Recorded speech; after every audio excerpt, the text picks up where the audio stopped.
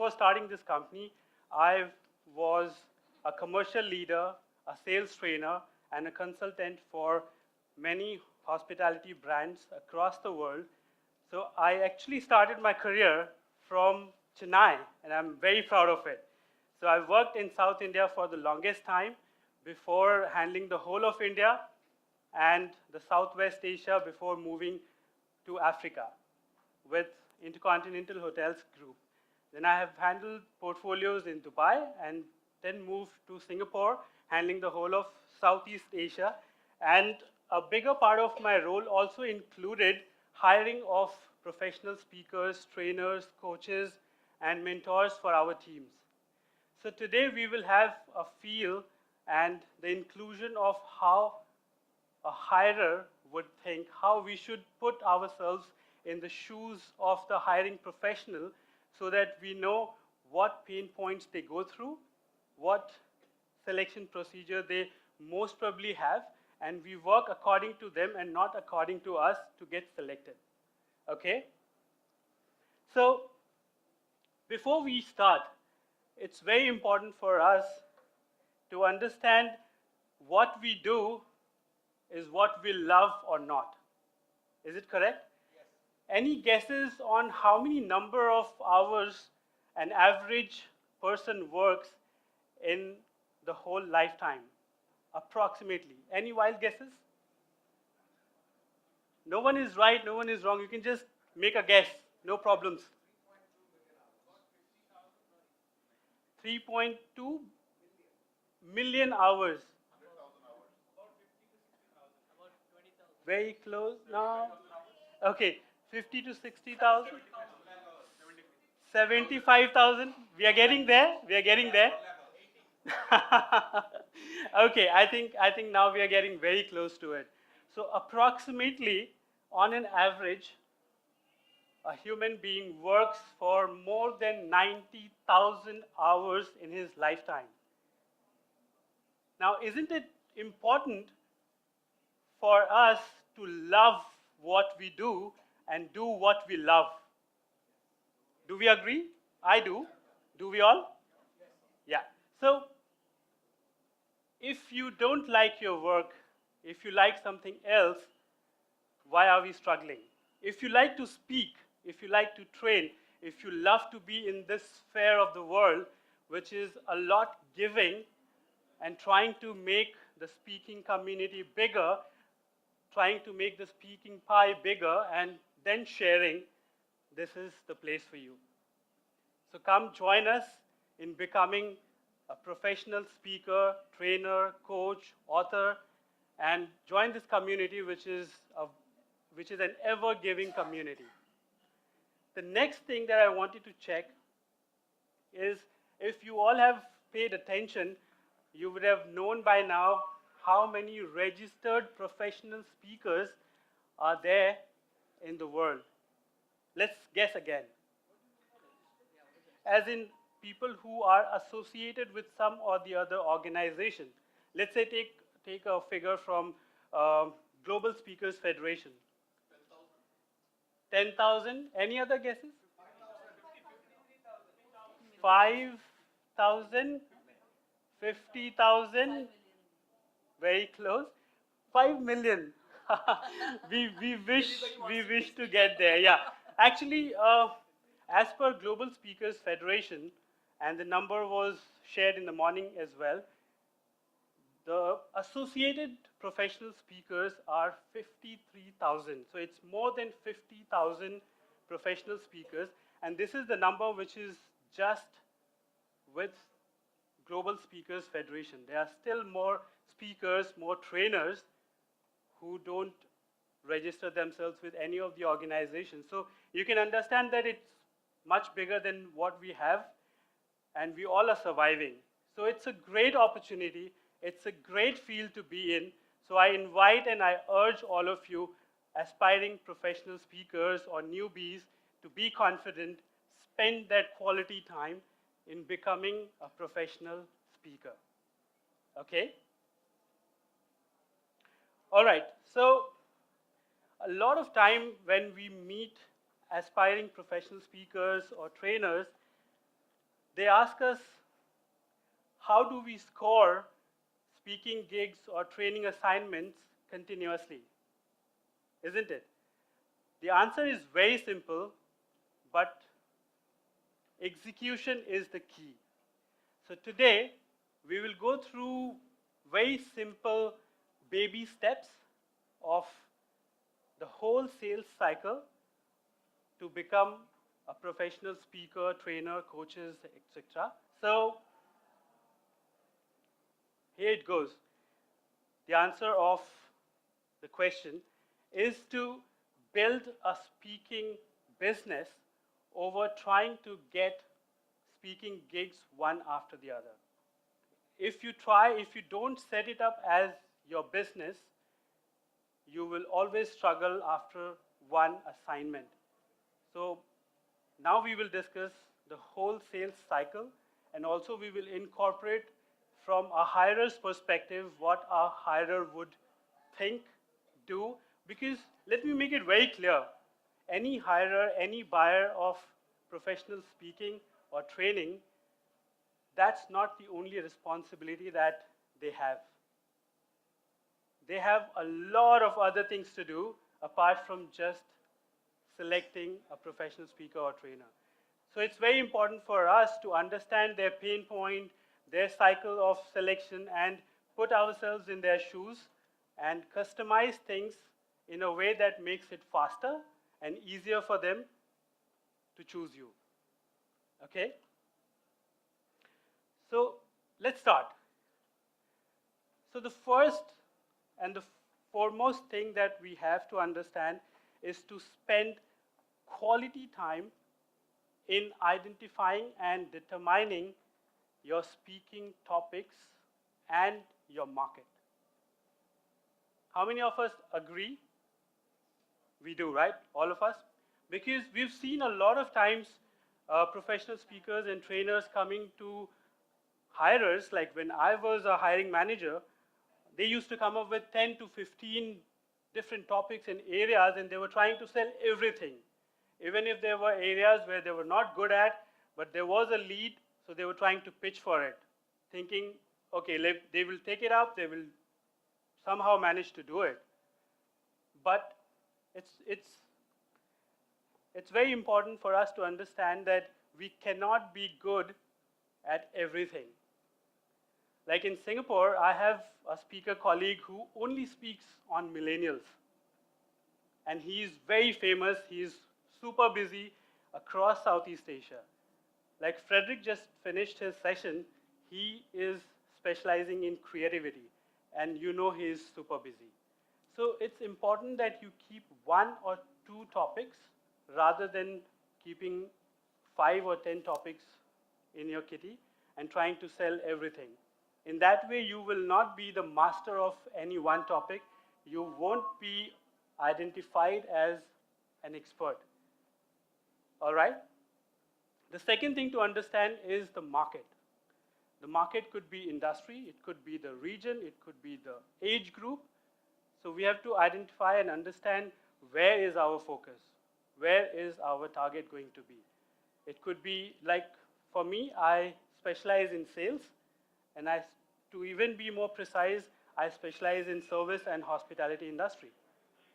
So I don't deviate much from this arena, and that's how I get good leads to work on. Now the next could be like millennials. It's an age group. So there are speakers who only speak on millennials. You have to identify what age group suits you, and when you market it, when you advertise it, you will have to keep those things in mind. So it's very important for you to understand what is your market. Even the region.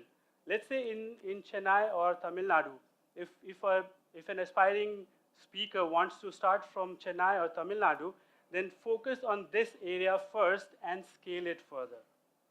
Don't try to do it all over the places, so that your focus, your marketing, your automation, your artificial intelligence will be all haywire.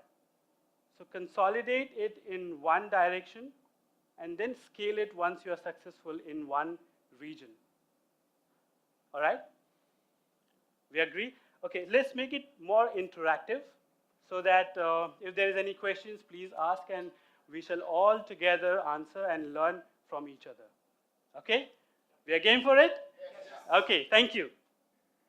The next thing is to start working on your digital image. We've been learning since morning how digitization, how artificial intelligence has taken shape and it's taking roles of many people. So it's equally important that after selecting your best topics and your market, you start to create your digital presence, your online presence, because that's the fastest way of spreading your reach. That's the best way of reaching out to people, your prospects, in the most least possible time. And in terms of doing that, the first thing that we suggest is to have a fantastic targeted website, whether it's a speaker's website or it's your company website which has got speaking and training both, or multiple of these areas if you do.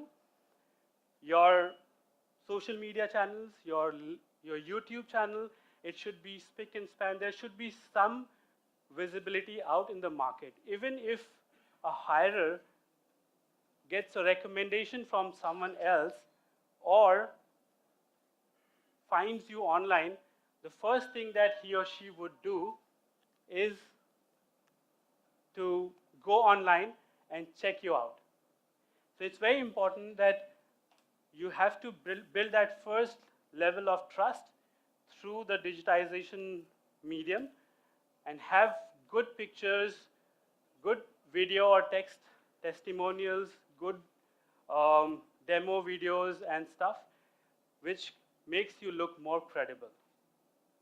Any questions so far? No? Yeah. You said should have a fantastic targeted website. So what do you mean by targeted website? Like, of course, let's say, as I said, you need to have an identified topic and area and market. So your topic is your target. So when you are building a website, just don't try to put everything there. Because when you build your website, you'll put your catalog, right, of topics, your services. Don't try to put many things over there. Just put what you're targeting at, what you are confident of, and what you can deliver to the best.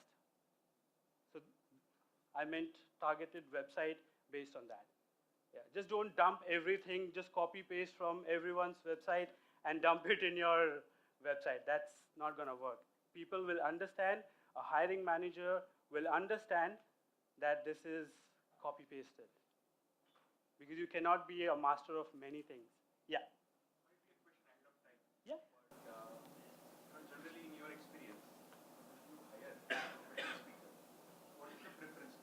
More professional speaker doing only professional speaking, or someone who is into training, consulting, and speaking, all put together? So, is there any particular preference that you see? It's a good question, and thank you for that. See, as a hiring manager, I don't care if you're doing training, you are doing speaking, or you're doing coaching, as long as you are in one direction. Let's say, for example, what I do is sales training, I do sales speaking, keynotes, and I do sales consulting.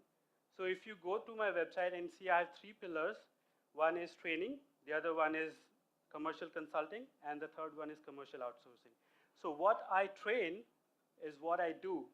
What I do is what I train. So it keeps me also updated on a day-to-day basis. If there are new things coming in the market, I update it to my training materials, and I update it vice versa to my consulting part as well. that is from the provider point of view? From the hirer point of view, whether it will make any difference? Is a core speaker, let us first give a preference, and then a trainer comes speaker. See, it's more or less the same. You are training. Speaking is a shorter time engagement. Training. Why I asking this question? Just sometime back, Frederick mentioned he is only focusing on speaking, Yeah, because he's so busy with speaking. but it's a conscious call. I asked Frederick the same question. Okay. And he said you can have all the options. He has chosen only to speak. Absolutely. So his current, I've been working with Frederick. I work in Singapore, and I'm a member of Asia Professional Speakers Singapore. I'm a professional member, and I'm also in the organizing committee for the coming convention in May on 10th and 11th. So we work very closely. So Frederick's current, in his current role and situation, he is so busy with his speaking that he does not have time for a training or any other thing. And he wants to just focus in that. Mr. Prakash, he said it's not, he has taken a call. Yeah, that's what. It's okay if you do all the three, but I have decided only to speak. So it's person specific, right? Yes. Yeah. So an important observation that you made. Yeah. So we also empanel trainers, and you're very right. So anyone who sends us a resume which has got like hundreds of training programs that they do, Exactly. we don't know what to sell them for. So our people like, क्या बेचे इनके लिए? बेचे कहाँ इनको? Exactly. So we don't know what to specialize in. It's like going to a doctor and he's saying, I do everything, homeopathy, allopathy, all of it. So we rather, so it's a specialization. Training is specialization. And if we know that the person is dedicating himself 24/7, let's say time management or life management or Absolutely. business management, we know the person can give 100% to that particular audience. Absolutely. So I kind of agree with, but it also means that the trainers, because the same assignment doesn't come to them very often. Look, ghar chalna chahiye. So what happens is they tend to experiment. Yeah. I completely understand that. Yeah, But it's somewhere, to make a mark, I kind of. absolutely. Please, sir. See, if the subject is the same, Yeah. then whether I'm doing training and speaking Coaching and or consulting, doesn't matter. my It's the same experience thing. is building up in the same focus. Exactly. And I think that should be perfectly fine. Yeah. The second thing is that somewhere what she's saying, and personally that has been my very big challenge, that when I did Tony Robbins' workshop, there's a coach who told me that your problem is you're scattered, you're doing schools, colleges, this, that, and 100 topics. Look at that. Narrow down, and I have not been able to narrow down till today. Now, so then you are, I'm understanding that then you are a master of, sorry, you're a jack of all trades. Yes. Master of And none. you go into the market like that, I am a jack of all trades. So now, the question now is, Yeah. is it okay to say that, okay, I project myself and I say that I'm a leadership coach, trainer, speaker with military leadership as my focus? Absolutely. Wow. Okay, that's it. Yeah. But if a college calls me for time management, I go.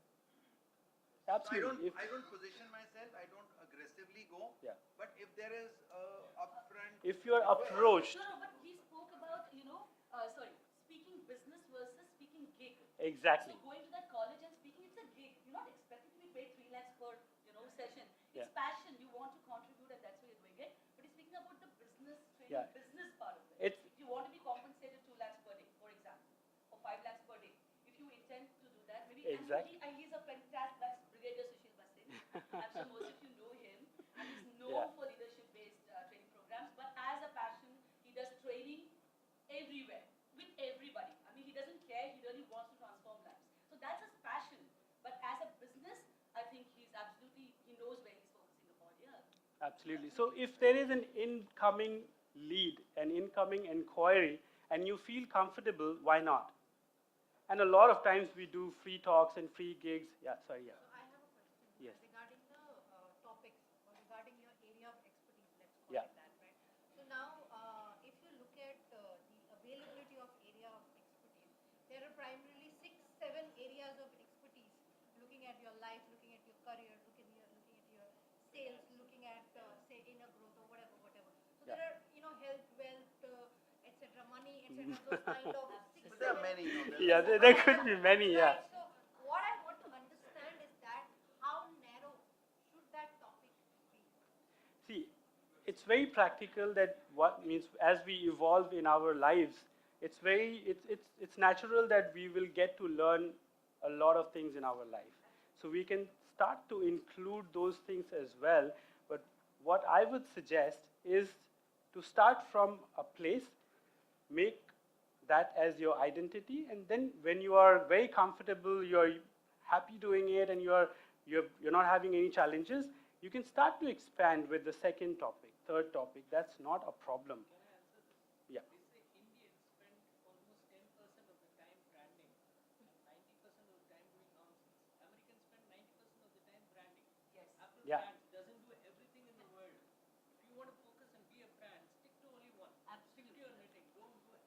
Exactly, exactly. Very true and commendable point. So that's what I would like to say, that to become successful in the beginning, don't start with many things at the same time. Start with one or maybe two. It could be the related, if it is, for example, if I talk about myself, uh, throughout I've been working in sales. So sales is my forte. I've got that experience, that specialization. So I've started with sales, and I do speaking and training both. And I do consulting in commercial, which is mostly sales, sales marketing and revenue. So it's all related. I'm not deviating into, let's say, operations or, yeah, exactly, quality management and other things. Very true. One thing I just wanted to comment upon, when you said about industry, you are now specializing in industry. What challenge I'm also into selling and marketing. Now, if in industry, the problem is like if I do for X company, I can't do for Y who's a competitor, right? Ethics doesn't permit me. So does it become too See, as localized focus? so I think means you have to decide about your industry, because when it comes to a specific industry, if we are not involved in the internal data while we are doing a classroom or we are doing a speaking, if we are not hampering, because what I see is a speaker who has done it for BMW gets immediately hired for VW. But So, in the sales, we know the data, we know the numbers. So because of that, does it become so as a speaker, you mean to say the company gives you their data yeah, sometimes in the training fee, Training they do. training which we do, in the training? Okay, they do show the projections. okay. So, and also they sometimes sign a NDA to say that, and Yeah. So if you're in that zone of signing a contract of confidentiality that okay, you cannot do it for my competitor, then of course you have to choose subject related matter industry. Like when I came to Chennai, I came yesterday and I met a couple of my ex-colleagues here. They advised me that why don't I venture out into real estate, because it's pretty similar, and with your experience you can always be in demand for real estate. And it made me think, and in fact I called my wife and I said, she is the one who is helping me in the back end work, and I said this is a great idea, means I never thought about it, that we can expand this to a relatable industry, which is real estate. So, of course, what we learn here could be customized based on your requirement. If you are absolutely a trainer and you are signing a confidentiality agreement, then absolutely, means there is no two ways about I it. want to make a comment on what she's saying. Yeah. When she said there are 7, 8, 9, no, there are thousands.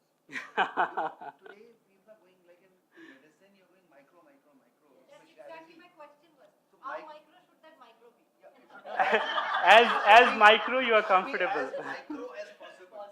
And why I'm saying that, I'll give you two examples right here. I know that they're here. So I have a student called Yogesh. He's just doing employability. That's it. Absolutely. Nothing else. Yogesh Jain. Okay. That's a Another great one example. is Vijay. You'll hear him tomorrow. He did my training. He found his niche there. Only podcasting and inspiration. Two words. Inspiration only through podcasting. Amazing. He's right there. He's right here. No, no. So I admire him because both these people, they just found their focus. So if I was to go back in my life, and if I could, go back in time, and if I was 20, I would do exactly what they're doing. But now sort of spoiled your stuff, gone here and there, scattered. I'm going to come back, but if they can start, so I would request you to consider finding a subject which nobody else does. Absolutely. A girl Absolutely. in Bombay came up with an idea when she was in the family way that she will only do employing women working at home. 30,000 women she enrolled in 3 months' time. And she went to corporates and said, why didn't you take these women who are sitting at home? Firstly, what a social cause that she served, that all women who are sitting at home who can't move out because of their illness or maternity or old age parents or whatever are now working from home. Look at a good resource that got up. But just that, working from home women. So she doesn't talk to a man, she doesn't go all over the world, she only does few cities. So she found a niche. Find your niche, find your region and stick to it, I think. Yeah, absolutely. Thank you so much. Thanks for making it easier. Yeah. Practical thing which comes, Yeah. Yeah. Yes, yes, See, like of course. suppose somebody is inquiring me, can you take I need a training on stress management. I said, yes, I can take it. And somebody says, I want training on relationship. I said, yes, I can do it. Somebody says, I want. Why don't you use the mic? People at the back may not be hearing. So practically what I'm We also experiencing need to be is, cognizant of the time. till the time we are not a brand, okay, we are not famous for one particular thing, okay, we get the leads. जैसे उन्होंने कहा घर तो चलना चाहिए, okay, so we getting somebody selling stress management का training करना है, मैं लगा हाँ ठीक है I can do it, so I do it. कोई बोलेगा time management का, yes I can do it. तो इस तरह से वो spread out हो जाते हैं. अभी उसका एक तरीका है तो I have to say no, I will not do it. I will only focus on one thing. So then only I can specialize. Otherwise, I'm going to spread out on everything. So what is your take on So that what thing? I do in this case is, let's say if I get something which is not related to sales, and of course, and this is why this community is building bigger and bigger, that we know experts in each and every area, where you can say that I'm not doing this, but I know someone who is very good at it, and you already have a referral partnership with that person. You refer someone, you can still earn. When you want to expand in terms of, as we said, ghar to chalna chahiye, you can expand your area, you can expand your region, you can become from a regional to a national to a global player. Yeah. So you can always have that suggestions of other speakers who are very good at it, because you will ultimately lose your image that you're trying to do everything, but you're not delivering the right thing. But I have a beautiful one. You know Yeah. stress management. Yeah. Otherwise we lose the content. Okay. All right. I think we went a little longer. We will try to keep some time in the end. But just 1 second. I have a suggestion for you. Collaborate with somebody who's a stress creator so that you can do stress management. Amazing. That's just amazing. Yeah.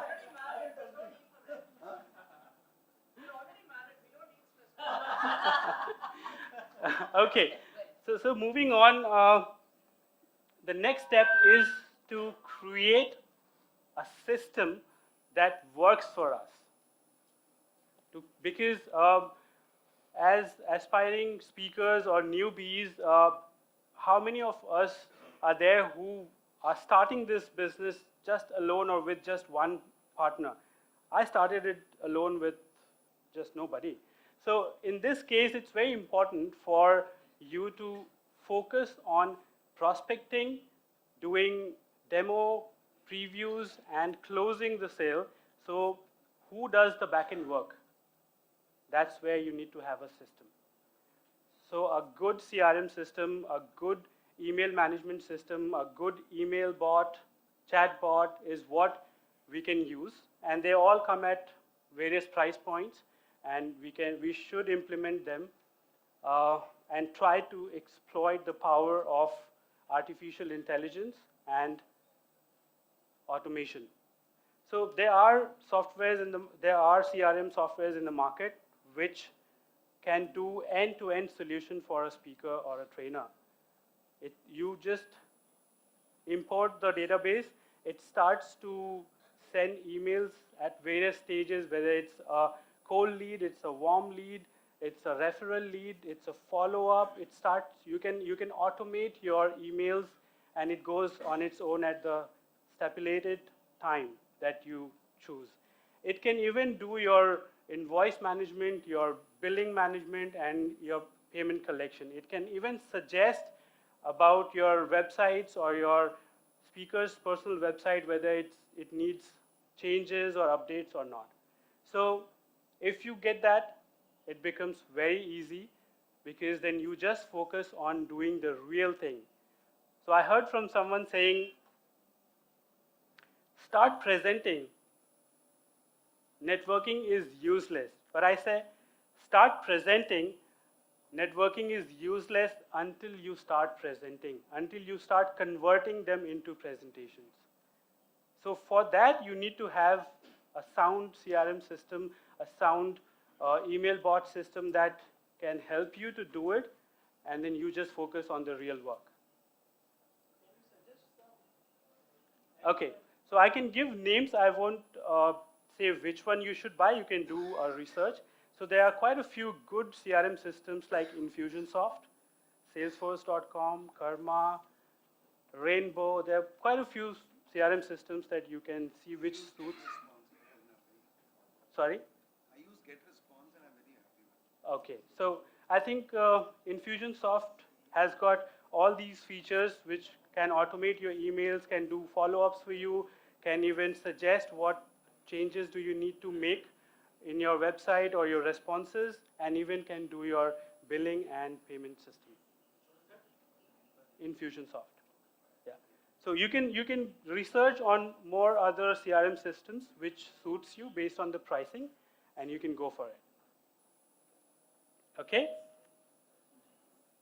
Now you need to have a list of your databases, your NGOs, your corporations, your associations, everything ready which you need to plug it into your CRM system.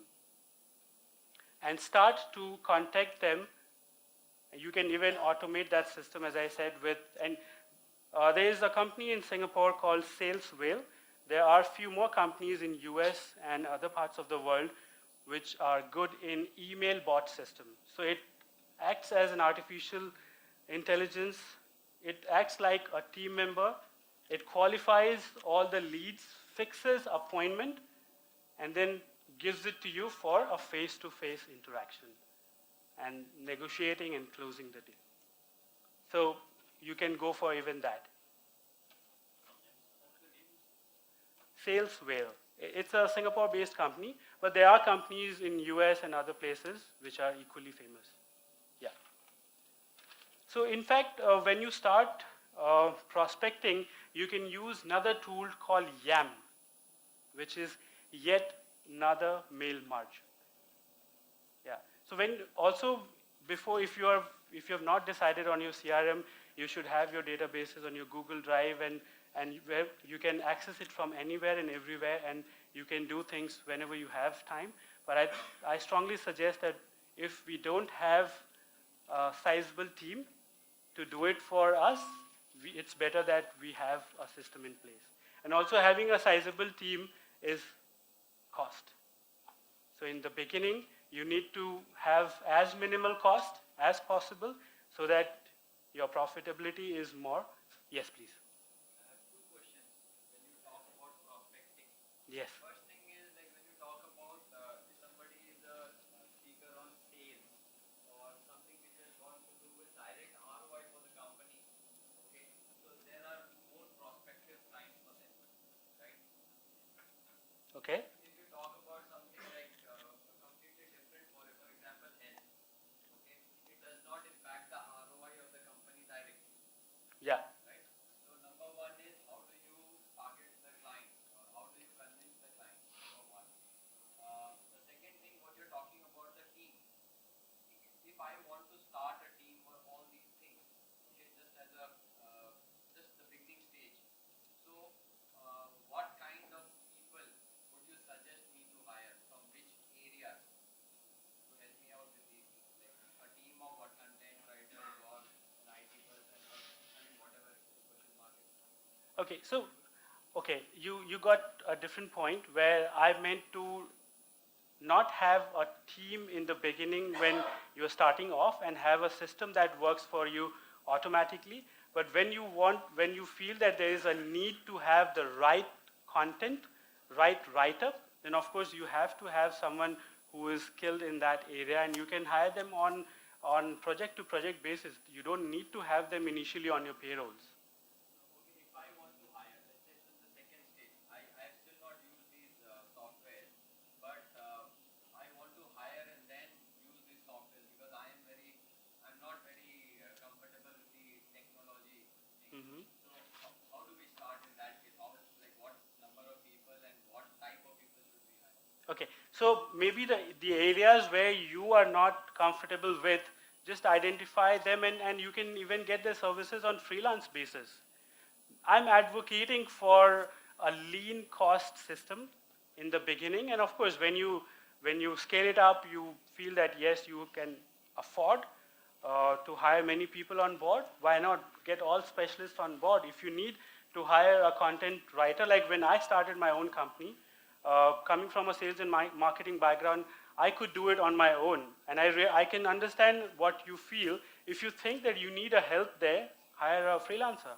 Like to design my company's website, of course, I never did digital designing. So of course, I hired someone who was working in my team before, and she is very good at it, but I hired her on a freelance basis. So I don't need to hire on a full-term basis. Even interns, you get them quite. Yeah, there are interns who are very good. Internshala.com is very good. Yeah. Yes. What about logo, brochures, designing? Yeah. So that's what. Marketing, that will play a major role when you're going to. Absolutely. So if you're building a long-term business, if you're building a business model, like taking my experience when we were starting it last year, we wanted to make it a long-term business. So we wanted everything to be done from scratch. So we were spending whole nights because we were in different time zones. My designer was in India and I was in Singapore. We used to catch up at like 2, 3, 4 a.m. in the morning over Zoom call or Skype call. And then we went through a lot of such changes that we started with a few logos and then changed, evolved, and finally came to what you can see it here.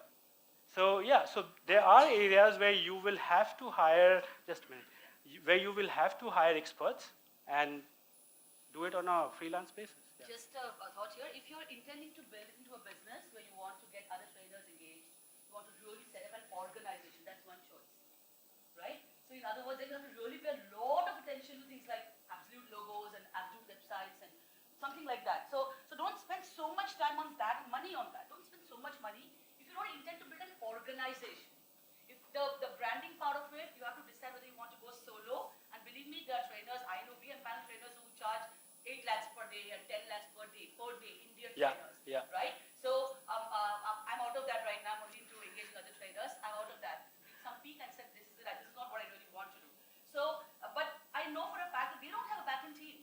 They ask their wives to do the invoicing and the arrangement of logistics. It works perfectly well for them. And they're engaged in training and that they're earning. They've decided not to build an organization. So you have a Rajesh Tagore, it's Rajesh Tagore. That's the name. Yeah. There is no organization which says kinesthetic of human and power of thinking. No. They don't get into that space, right? So they're very sure it's their name that has to be sold. So when he speaks about the branding part of it, we're absolutely sure what do you want? Do you want to be a solo speaker? And believe me, there's lots of money to be made. Yeah. Okay, or build an organization. So depending on that, you decide on how much you want to invest on the branding, the logo, the brochure, the catalog. So the take or the mindset will have to be slightly differently aligned based on how you want to take it. Absolutely. Letting Absolutely. your wife do your invoicing is a big risk. Actually,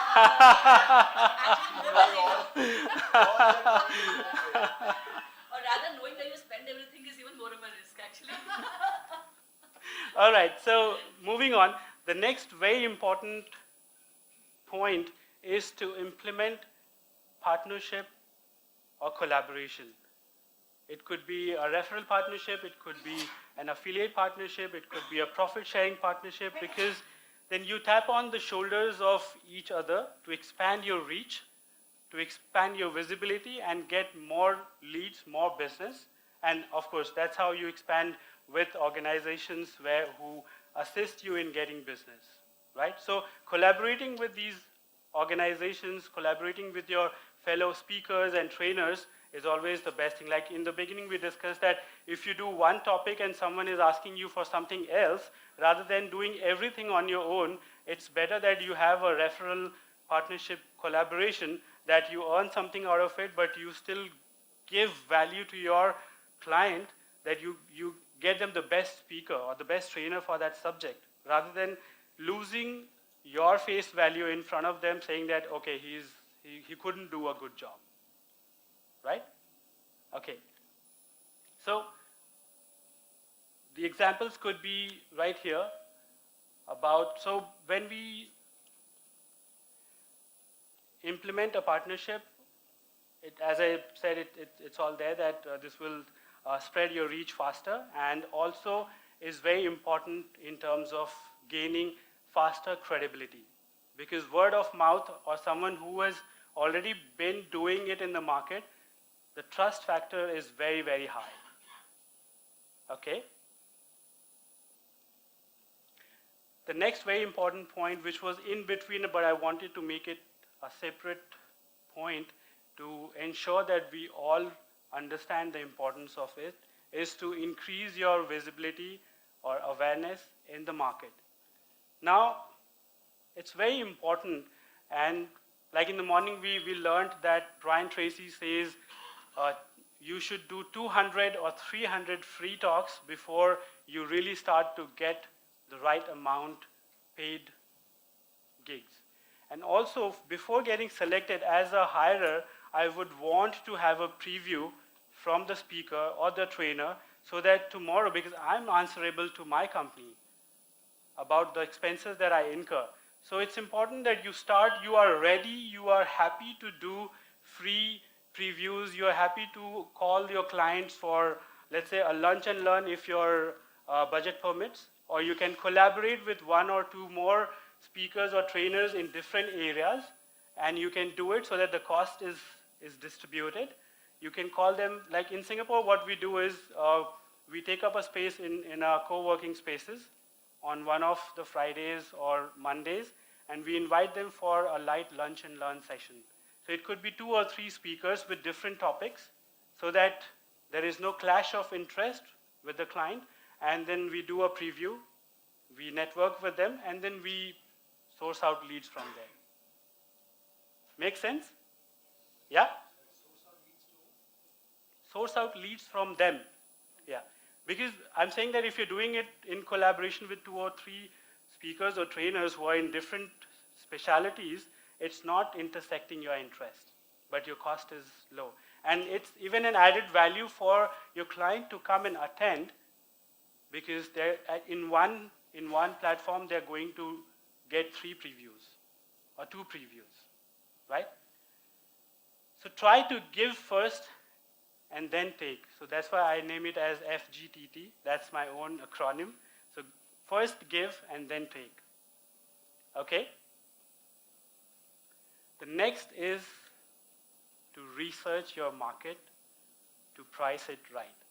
It is very, very important. By now, you've already done a lot of work. You have spent time and money in setting up your speaking or training business. So I'm sure you would not want to leave money on the table.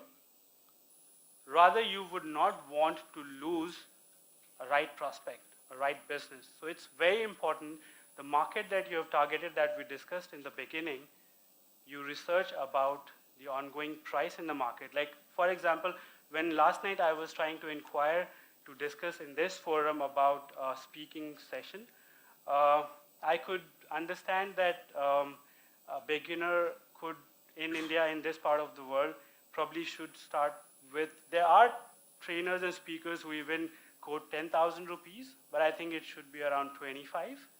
And it can go up to 2 lakhs to even 5 lakhs for in-demand speakers and trainers.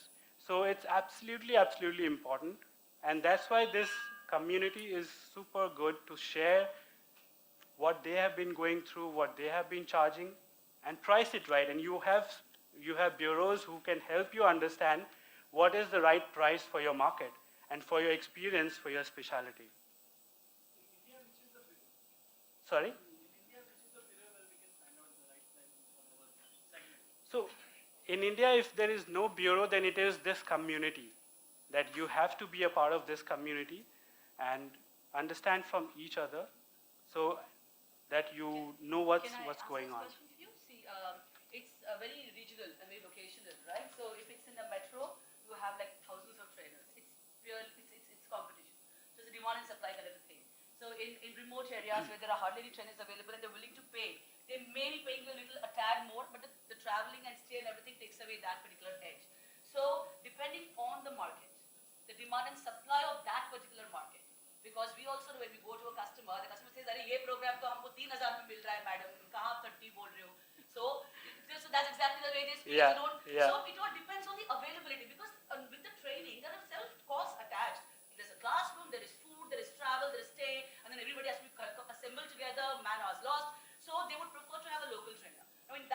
training community or fraternity if there are 15,000 trainers available right there? And I'm really not speaking about the registered trainers. Yeah. Seriously? Let me ask you, how many of you are registered trainers? It's pretty Exactly, you new got in it, India. right? So in this classroom, so when I said 5 million, I was underestimating. Yeah. So it again depends. So you'll have to be very, very sensitive to the region, to the topic, right? Of where you are. In a city, you'll have like 3 every corner. If I go outside this room, in this room I have 50. You know, so if I go outside, they're like 500. So it all depends on that. The idea is to be visible and be available and be constantly visible. So when you're visible, then people start coming to you. And the day when you say, I don't have dates available, is the day when you say, okay, my price is not 5,000, now it's 10. Yeah. Your days have to be filled. And that I think is a need for every trainer. Days have to be filled. You cannot be sitting doing nothing. So might as well do one program for 10, 15, 20, 25, but the other days keep doing. Your visibility has to be high. And training is all about what people can see. It's not about what people hear about you and Yeah, what they yeah. read about you. They have to look at Amitabh Bachchan and see him. Yeah, and also you need Yeah, to right, have so- you need to have that confidentiality clause with your clients not to disclose your rates in the market, because there could be at times that you may have series of gigs which you would want to price it nominal, but it's a volume business. There could be one-time gig which you would want to price it high because you're busy. So it's always important to have that confidentiality factor with your clients, that mutually not to reveal the rates that you're charging to them. All right? Thank you so much. Okay. Now, congratulations. You have reached to the day of your speaking. There are things that you could do on this day as well, because you have gone through the whole process. Now you're doing the delivery, which is very, very important. You're doing your speaking, you're doing your training. Yet, there is some amount of indirect sales or sales pitch that could be done to get your next speaking gig. So what happens, what you can do here is you can network with the other decision makers. Like if you're working with a corporation, there could be various departments who hire speakers one after the other. But on the day of delivery, all the department heads will be coming and attending your session. So you can network with them and you can pitch for your sessions. You can pitch for your second best topic that you have in your kitty. You can include indirectly, this is what sometimes I do. You can indirectly speak about your second topic or your second training in a way that it blends with your current presentation, yet it adds value and it gives them a feeling that, oh, this is what I need. So once you've done that, they call you for the next speaking session. So it has to be very, very strategically incorporated into your current topic, which is called indirect marketing.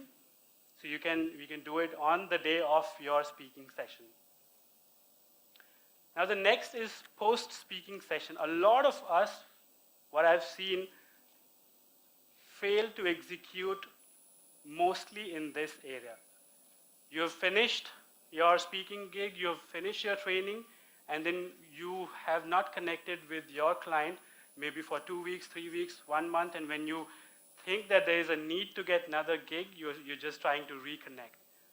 So what you have to do after your session, after your speaking gig, is to take feedback, first of all, or any hirer would be happy to share feedback with you because he or she feels that they are important. You can ask for a video or a text testimonial, which becomes your credibility for other clients in the market. You can even reach out to their competition when there is no clause of not working with the competition. Okay, so let me make it very clear.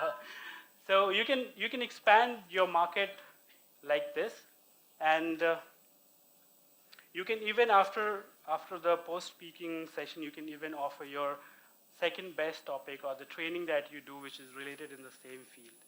So please do this step.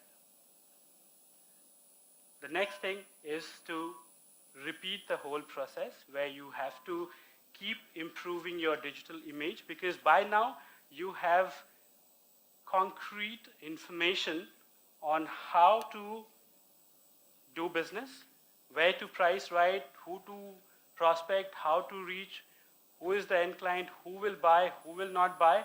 Now is the process repeating where you have to enhance your presence. So the live demo videos, the live content, something which is relatable to the company, which is informative, start posting it on your social medias and keep prospecting, of course, that goes without saying. The next step is to enhance the process. Now the whole cycle, the whole sales cycle, the baby steps have been completed. You've got some business, you've got some success. What next? Otherwise, if you don't enhance your process, you will just be stuck in the same place. And a lot of us were asking about the questions that why can't I do something else or just be specific to one topic. So that's where you can enhance your process here, that you, of course, uploading your videos, you're deploying your AdWords to improve your search abilities, your target publicity. Now it's very important. You've already done some business, try to get some publicity done as well. Within your specific field, in your market, try to get publicity through newsletters, through channels, through radios, which gives you further more visibility and options of getting more speaking gigs. The next very important thing that you should always keep in mind is to author a book. So someone very interestingly told me, before you author a book, you are a commodity. Once you author a book, you are an authority. So you have the authority. You are taken as a serious, as a qualified, as a well-known speaker or trainer or author in that area, and that's how you can start to scale it up. You can increase your price as well. So become an authority rather than becoming a commodity. Okay, any questions so far here? Yes, please. No question. I want to share something on this books which is getting a little out of control. Why I'm saying is, I've heard people now saying that book is a marketing tool. Yes, you write a good book, it becomes a marketing tool. But you create a marketing tool by writing a book which doesn't have content. Is, I think, going against the sacred value of a book. Absolutely, I've heard people absolutely. saying, just make a cover, go to Facebook and say I'm writing a book, and that will start selling you. Doesn't matter what the content is. And that sentence is said in many workshops, it actually pains me. Because if I wrote a book, I had a message, I wanted to convey that message, and that is the purpose, that is the passion that he wanted to do that with. He's written 3 books. Look at the passion with which he's written. And now if somebody says, no, that doesn't matter, get a good title. That means you wanted to create a good gift wrap with nothing inside. That is not fair.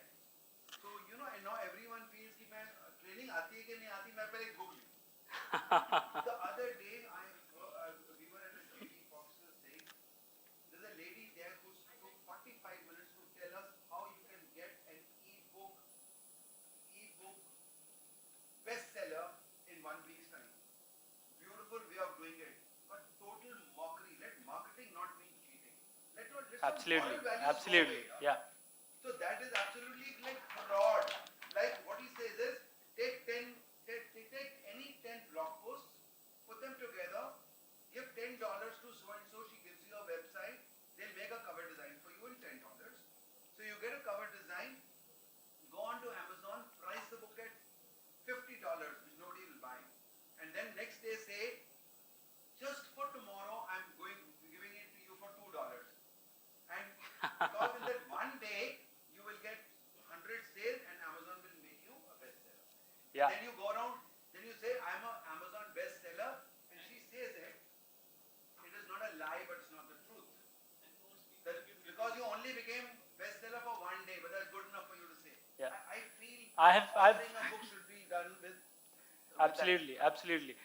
So I feel that I've seen this in Singapore market as well, where people have offered free books just cover shipping costs.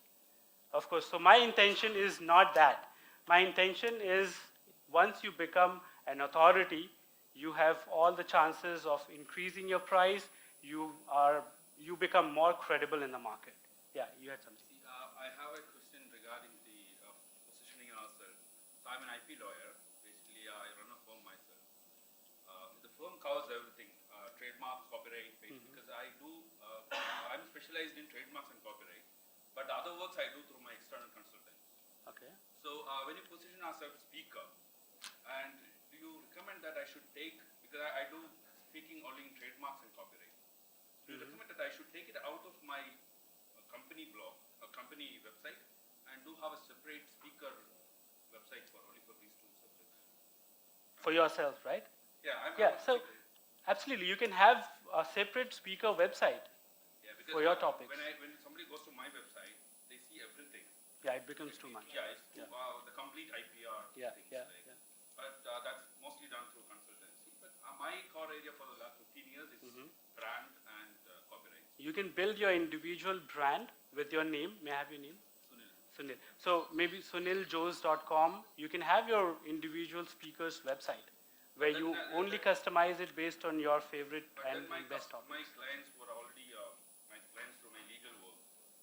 They may not relate with you, right? Because you take it out. That's what my worry. So you mean to say the marketing part of it, that you want to be known in the market? Yes. So you have to do your marketing for that website and that speaking separately. Yes. So that's you preferred. Yeah, absolutely. For you are doing sales and only in hospitality, right? So I do sales in service and hospitality industry. So in your website, you consultants, everything is related to hospitality. Right? Yes, correct. So the speaking is also in that. Speaking is, so when it comes to motivational sales speaking, then it becomes a little open. But when it comes to the sales training, then it's more with service industry and hospitality. So you started like that. Yes, yes, absolutely. Yeah, very strategic. Yeah. Any other question? But on your name, you can have only one website. But you are Yes. going for second best topic. No, but you have a company website. I have a Yeah. company. So he has a company website. Now he wants So to. it's not in my name, it's in the company's name. It's in the company name. Yeah. Sorry.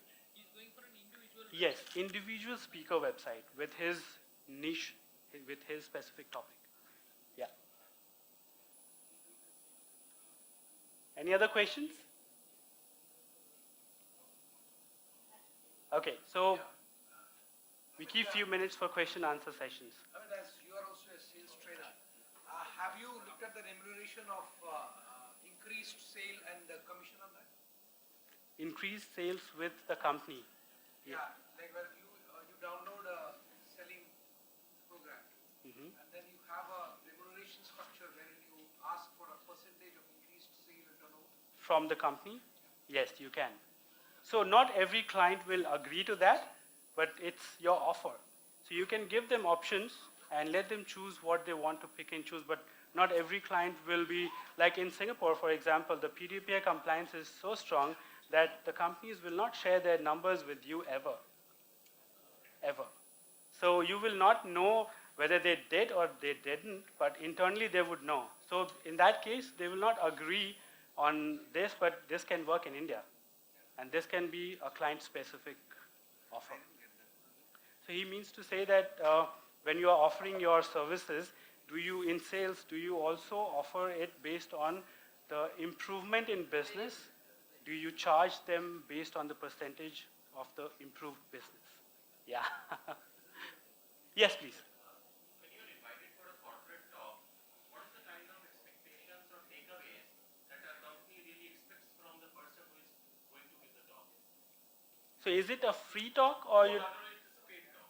Yeah. So that's what. It's paying you, for example, 3 lakh rupees for a period of 3 hours. Yeah. They must be expecting some tangible takeaways. Absolutely. Normally, what are those takeaways that a company expects? And how does the company really compare such speakers? Suppose if the company is really talking to 2 speakers and I'm going to call one of them. So what is the comparison factor? Based on what does the company compare and what are the takeaways they expect? Absolutely. So when you go for a preview session, when you go for a discussion session, you will, as a speaker, you have to ask what the end result should be. And as a hirer, I should be the first one also to let you know that this is what I'm looking at by end of the training. This is what I'm aiming at. And then if there are two or three, then based on what I want and the answers I get, I choose one. But if it's a technical training, it can be measured. But if it's skill-related training, it's intangible because it's only cannot measure. But at least your answers will be different, right? If let's say there are two trainers and both are in the same field, but when a hirer is there and asking questions based on the end result that he or she wants, of course the answers will be different. So whatever is the answer most close to what I'm looking at as a hirer, I would go with that. In fact, here, Amit, like I do a program for a 10x sales booster where we promise at the end of the second day of intervention, if you don't earn at least 10 times the cost of the training, you will not take the money. There are many offers in the market. There are many offers in the market. And it actually happens. There are technology available for you to prove the ROI before the participants walk out of the program. This is true, all true, not nothing mumbo jumbo. You Yeah, can actually create sale out of these salespeople who are attending the training program. It's a absolutely. commitment. We So are it all depends if the company is flexible enough to share the details with you. Yeah, which is not in all the cases. Yeah. Can you tell me how you started? What was the point? I'm trying to understand your when you started off, I suppose it's a zero where you are right. And what is the timing exactly that is taken to speaker? Okay, see, the first thing first to understand is that what I started in my own company, I've been doing the same thing within the corporation. So I've been doing it for multinational corporations. I've been a commercial leader, which built my credibility, and I've been a sales trainer and speaker within my organization. So I was a salaried employee doing the same thing. What I later did is became independent, started my own brand. And now I'm doing the same thing. So it's nothing that I'm doing very differently. It's just that now I'm independent. Your content remains the same, your Yeah. expertise remains the same. The expertise remains the same, the experience remains the same, the exposure of various global markets are still with me, no one can take it, right? And the clients as well, yeah, true. So did I answer it? No. You say, for example, you said you work with Intercontinent. Yes. Now, when you work with Intercontinent, I'm not too sure exactly what you were selling. You selling, you were internal training. You were internal training. I was responsible for sales and marketing, and I was responsible for sales training. So I'm just trying to understand. I think you're wrong, correct me. My understanding is the market that you are addressing, Mhm. Intercontinental is the internal market, right? You are addressing your staff. You are addressing Your company stops only one as a trainer. your own company. The trainees are from your company. Yes, so So I'm just saying that when you come out as an entrepreneur, then you are out there and you're looking for the entire market of this. absolutely. You already have, so I was wondering, did you already have a database or did you have to create it? You have to create a database, of course, because yeah. So you have to create a new database definitely because when you are within a large corporation, you are busy doing it for your own staffs. You're so busy doing it for your own staffs, and when you become independent, you have to build it from scratch. So when I started, I had to do everything from scratch. So but it was an amazing experience. Yeah. Like how much time will it take? That's what I was trying to understand. That as a person who, anyways, there are many people here who don't have the sales expertise to start. Hmm. You are a person who had sales expertise. Correct. So I'm just trying to gauge that a person who had sales expertise, who knew the sales process and who knew the advanced technology. Like I'm just trying to get a sense of how much time will it take for you to build your database or how much time will your salesperson to get a decent turnover or Okay. So in terms of fixed length of time, it was for me starting from creating the brand to building my digital image, which I just shared, to having my database. It took me about 3 months' time, but it was a lot of work. It was day in and out we were working, and we could do this in 3 months' time. Now, I think 3 months time to set up your system and your database is a good enough time if you're dedicated to do that. If you're not having multiple other responsibilities to do, 3 months is a good time. So when I started with Singapore, followed by Southeast Asia, and then Hong Kong, and now I'm expanding for India market. Yeah. You Okay. were talking about reviews. So suppose if we want to do a review for a corporate, how would a person go about it? Yeah, so let's say you are in discussion for a lead for a business, and the hirer would ask you to come for a preview. So when you go sit with him or her, you have to take them through the whole journey that this is how I start, this is how I progress, this is how I finish, and this is how I measure. So that's fine, but do you really do actual engagement also, like for a small group or something Yes, like yes, that? yes. So, but that's my advice, try to do it for decision makers and influencers. That's more impactful because they are the ones who would decide. If you try to do it for the general mass, it, in most of the cases, it won't end up in confirming a paid speaking gig. Yeah. Can I just reinforce that? Yeah, You're please. right. No, you're absolutely right. So we have these people the corporates who want the group of, they'll assemble 20 employees and give them free training, but doing constant mocks with trainers. Constantly. So you have this group of people and they say, we want a mock of 2 hours, a demo of 2 hours, and you're like, the jaan de rahe ho wahan par, training, and then you don't get the business. Okay, so in a year they'll get 100 trainers to do that for them and cover the entire audience. Everybody's covered. So manhours training covered. So that doesn't make really any sense. So like you said, key decision makers, 2 of them. Yeah. I am very anti-mock. I'm very anti-mock even for the trainers we empanel. Anti-mock. I will not send a trainer to do item number थोड़ी ना वाले के नाच के आएगा. है ना? मलाइका अरोरा एक एक ठुमक दिखा, then we will make you dance to the main event. I mean, that doesn't make sense to me at all. So that's why the branding part of it, the social media part of it, all of that is critical. So videos are critical. When you're speaking, let videos be captured, let that speak. If you go and once they've seen a sample, then you have them throwing darts at you and say, नहीं, उसके ना आँखों में मजा नहीं आया, या उसके कमर में ना मजा नहीं आया. And you don't get that hand business. Yeah, that's crazy. Don't become an item number, really. Don't become an item number there. Yeah, the free mocks are a real joke in corporates. It's a joke. Yeah, it's a joke. See, Yeah, very true. sorry, I couldn't get it. I'm saying if a speaker is good, they really don't have too much time also to go give a mock. See, now we're talking about a level that we have already established ourselves in the market. What we are learning and understanding here is for aspiring speakers and trainers or the newbies who have not gained that credibility yet in the market. I'm sure once you have done enough business in the market, you have your YouTube channels, you have your social media, you have your website to show it all, and people can get your preview yet from an indirect channel. They will still go and check. As a hirer, I would still go and check. But what I'm saying is the initial phase of building your speaking business, you will have to do it so that you get that credibility, because there are many others in the market who are already established, and there are many live demos and previews available on their websites and their YouTube channels. Yeah. Any other questions before we wrap up? All right. You guys were highly engaging and entertaining. Thank you so much.